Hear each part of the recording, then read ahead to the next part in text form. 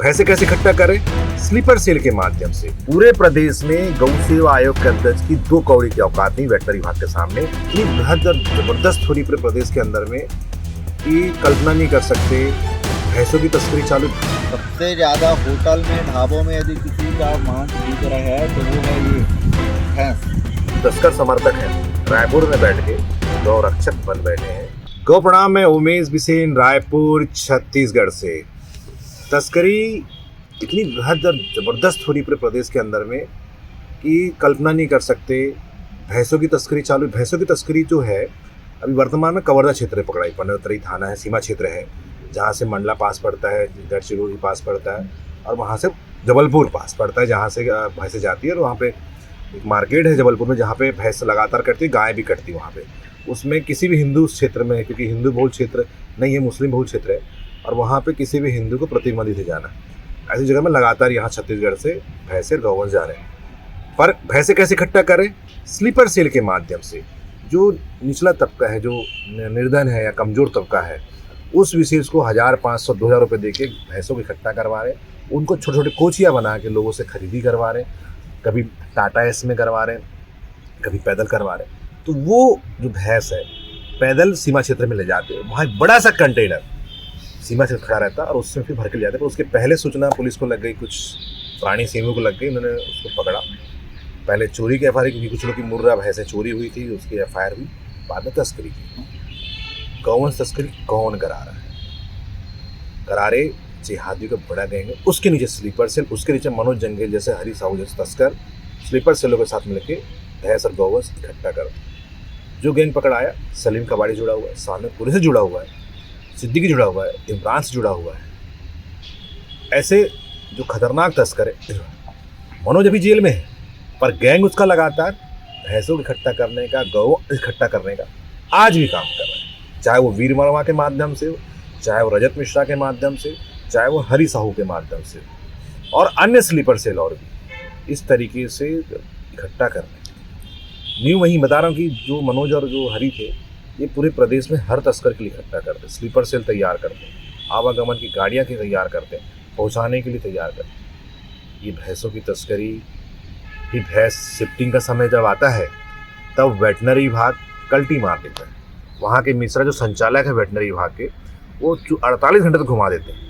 गौ सेवा आयोग की बिल्कुल नहीं सुनते। अध्यक्ष को तो जूती में रखते हैं वहाँ के वेटनरी विभाग। कोई औकात नहीं सम्माननीय अध्यक्ष जी की कि वेटनरी विभाग उनकी सुने। पूरे यही नहीं, क्योंकि कवर्धा जिले में नहीं, पूरे प्रदेश में गौ सेवा आयोग के अध्यक्ष की 2 कौड़ी की औकात नहीं वेटनरी विभाग के सामने, जो तत्काल प्रभाव से काम करा सके। ये मैंने अभी कवर्धा वाले, एक नहीं, इसके पहले भी जो मामला हुआ उसमें उन्होंने अध्यक्ष को फ़ोन नहीं किया। पुलिस के अधिकारी ने मेरे से बात करी, देखा शिफ्टिंग कराने में बहुत तकलीफ। अध्यक्ष और आयोग को बिल्कुल, मतलब कह सकते हैं कि उन लोग कुछ मानते ही नहीं है। पूरा वेटनरी विभाग नहीं मानता, मुझे ऐसा लगता है। डॉक्टर समीर शर्मा है, डॉक्टर हैं, वो जो आयोग के सचिव है, रजिस्ट्रार हैं, इन्होंने पूरी संवेदनाओं के साथ मैं खुद गया वहाँ पर, उन्होंने बात करी, सेफ्टी के लिए दवा बनाया, उनकी भी नहीं सुने। बताओ, गृह मंत्री और सम्मानीय अध्यक्ष जी के क्षेत्र में वेटनरी विभाग की इतनी दादागिरी चल रही है। खासकर मिश्रा, रिटायरमेंट होने वाले मिश्रा जी, पर रिटायरमेंट होने के पहले बहुत पुलिस को बोलते हैं आप शिफ्टिंग करा दो, बिल ला के देना। क्या पुलिस बाप की नौकर है? काम वेटनरी विभाग का, वेटनरी विभाग करना चाहिए। पर वेटनरी विभाग का काम पुलिस से कराते हैं, पुलिस को फंसाना चाहते हैं। पुलिस तस्करी पकड़े, रिपोर्ट भी लिखवाए, मेडिकल भी करवाए और शिफ्टिंग भी करे। वेटनरी विभाग फोकट में तनख्वाह ले। ये वास्तविक स्थिति राज्य सरकार की है। तस्कर भी बड़े स्तर पे हो रही है और वेटनरी विभाग की लापरवाही बहुत बड़े स्तर पे हो रही है। ये बहुत चिंतनीय विषय है।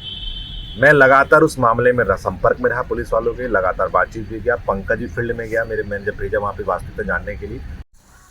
गौ प्रणाम, जय गौ माता। मैं हूँ अभी पंडरतरी थाना, जिला कबीरधाम, और ये गांव है डोंगरिया कला गांव, जहाँ पे रात्रि में 20 नग भैंस, नर भैंस जो कि पकड़ाए हैं तस्करी में जाते हुए, जिसको यहाँ की लोकल पुलिस पकड़ी है और कुछ गांव वाले भी शामिल थे जिनके द्वारा इनको पकड़ा गया। और अभी ये 20 नग जो भैंस है वो यहाँ एक सुरक्षित बाड़े पे पुलिस वालों के द्वारा रखा गया है। तो मेरा ये सवाल है कि ये जो 20 नग जो नर भैंस है, नर भैंस का क्या काम है जिसमें तस्करी होगा? तो इसका जवाब दे रहा हूँ कि ये जो नर भैंस हैं ये जाते हैं कत्ल खाने, यहाँ से जबलपुर, यहाँ से लगा हुआ कुछ दूरी में सीमा है जबलपुर। जबलपुर में ये कटता है मध्य प्रदेश में। 250 रुपये किलो में इसका मांस बिकता है ना। और उसको खाने वाले भी हिंदू है। सबसे ज़्यादा होटल में, ढाबों में यदि किसी का मांस बिक रहा है तो वो है ये भैंस। गाय को तो आप माँ मार रहे हो, लेकिन भैंस को क्या मार रहे हो? तो सबसे ज़्यादा यदि किसी का मांस यदि कटता है ना, तो भैंस का मांस कटता है, वो भी नर भैंसों का। और ये सब कत्ल खाने जा रहे थे जो रात्रि में पकड़ाए हैं। तो जो मांसाहार कर रहे हैं, जो मांस खाते हैं ना, उन लोगों को शर्म आना चाहिए। तुम्हारे 2 मिनट के जीभ के स्वाद के लिए यहाँ ऐसे भोले भाले जीव कटते हैं। तुम होटल में, ढाबों में क्या खा रहे हो? यही खा रहे हो, इसके अलावा और कुछ नहीं मिलेगा तुमको। तो जो मांसाहार प्रवृत्ति वाले हैं ना, जो मांसाहार को सेवन करते हैं, जो मांस का भक्षण करते हैं, ऐसे लोगों को शर्म आना चाहिए। अरे तुम किसी की रक्षा नहीं कर सकते तो किसी को मारने का भी तुम्हारा अधिकार नहीं है। ये 20 नर भैंस है जो अभी यहाँ हैं, 20 के 20 नर भैंस है। हाँ, ये जा रहे थे कत्ल खाने, जो पकड़ाए हैं। जो तस्कर है वो भी अभी पकड़ा गए हैं। तो शर्म करो। उसने भी वहाँ जानकारी इकट्ठा करी कि बहुत बड़ी तस्करी ये पूरे कवर्धा क्षेत्र में हो रही। पूरा कवर्धा तस्करों से भरा पड़ा है। मतलब मैंने आयोग के एक करीब व्यक्ति से पूछा तो बोले भैया कवर्धा तो गढ़ ही है तस्करों का। आप जिस तस्कर को अंदर का तस्कर जो MP में अंदर है उसका गढ़ है, सलीम कबाड़ी गढ़ है। सानू कुरैशी पूरे छत्तीसगढ़ सीमा क्षेत्र से भैंसों की तस्करी कर रहा है। बोले सिद्दीकी कर रहा है, इमरान कर रहा है, क्या नाम है, नईम कर रहा है। ये लोग यही काम लगातार बिल्कुल युद्ध स्तर पे कर रहे हैं। एक घंटा सरकार से नहीं डरते, सरकार को जूती में रखते हैं। आयोग को तो चनामुर्रा समझते हैं। और आयोग के हमारे सम्मानीय अध्यक्ष जी एक बयान तस्करों के खिलाफ में जारी करते, इतने डरते हैं। इसमें डरपोक व्यक्ति हैं और डरते हैं एक्चुअली वो तस्करों से, इसलिए कभी वो बयान जारी नहीं करते, ना अपने क्षेत्र के लिए ना पूरे प्रदेश के लिए। सिर्फ जैविक कृषि का जो प्रोपोगेंडा वो चल रहा है, उनका जैसा चल रहा है। और वो गौठान को जो गौधाम बनाने में लगे हुए, क्योंकि वो उनकी क्षमता उतनी है, उससे ज़्यादा की क्षमता भी नहीं है कि वो दमदारी से किसी तस्कर को चैलेंज कर सके। वो मर्दानगी उनके अंदर में नहीं है एक्चुअली, हमारे अध्यक्ष जी के अंदर में ये उनके अंदर कमी है। भले ही उनको बुरा लगता होगा मेरी बात में, कभी तो मैं आग्रह कर अपने अंदर के मर्द को जगाओ, चैलेंज करो तस्करों को। एक अभियान ज़्यादा, एक पत्र जारी नहीं होता उनकी तरफ से। ये मर्दानगी उनके अंदर में नहीं है। सियाने व्यक्ति हैं तो कर रहे हैं, ठीक है, सम्मान नहीं मिलेंगे तो पैर पड़ लूँगा उनके मैं, क्योंकि मेरा आदर नहीं है। पर जो अवधा मिला है उसकी जिम्मेदारी निभाए। तस्कर युद्ध स्तर पे तस्करी कर रहे हैं और तस्कर आपके बाजू में बैठ रहे हैं, बता दूं मैं, आपके आसपास बैठ रहे हैं, क्योंकि वो लोग तस्करों को लेके चल रहे हैं। तो थोड़ा सावधान रहे अध्यक्ष जी, क्योंकि आपका जो आयोग है, वहाँ जो एप्लीकेशन आ रही है गौधाम के लिए, वो तस्करों की भी आ रही है। थोड़ा सा वेरीफाई अच्छे से करें। दुर्ग शहर में एक ही व्यक्ति 14 गौधाम लेने का, ऐसी कौन सी भक्ति जाके 14 गौधाम ले लेगा? पता करिए कौन है, अगर कर रहा है उसकी समिति क्या है, बचा रिकॉर्ड क्या है, पता कर दीजिए। अगर एक भी गौधाम पिछले गौठान की तरह किसी तस्कर के हाथ में चले गया, आपके रिकॉर्ड में, क्योंकि आप ईमानदार आदमी हैं, लोग आपको सज्जन पुरुष बोलते हैं, तो सज्जनता और ईमानदारी बताने लगे। पर ठीक है, मैंने जो आरोप लगाया कि आप तस्कर के खिलाफ में नहीं बोल पाते, ये मेरी व्यक्तिगत है और मैं बोलूँगा, क्योंकि आपने कभी तस्कर के खिलाफ अभियान नहीं चलाया। पर आपकी ईमानदारी को मैं भी सैल्यूट करता हूँ और आपकी सहजता को सैल्यूट करता हूँ, क्योंकि ये चीज़ दाग ये तस्कर लगा सकते हैं गौधाम लेके, सोच समझ के दे। भले धीरे से 1500 ना खोले, 100 खोले, पर अच्छा खोले, ताकि किसी प्रकार का भी दाग आपके जीवन में लगे। क्योंकि इससे पहले कार्यकाल में आपका दाग लग चुका है, राजपुरा गौशाला वाला, जो अभी तक पेंडिंग है।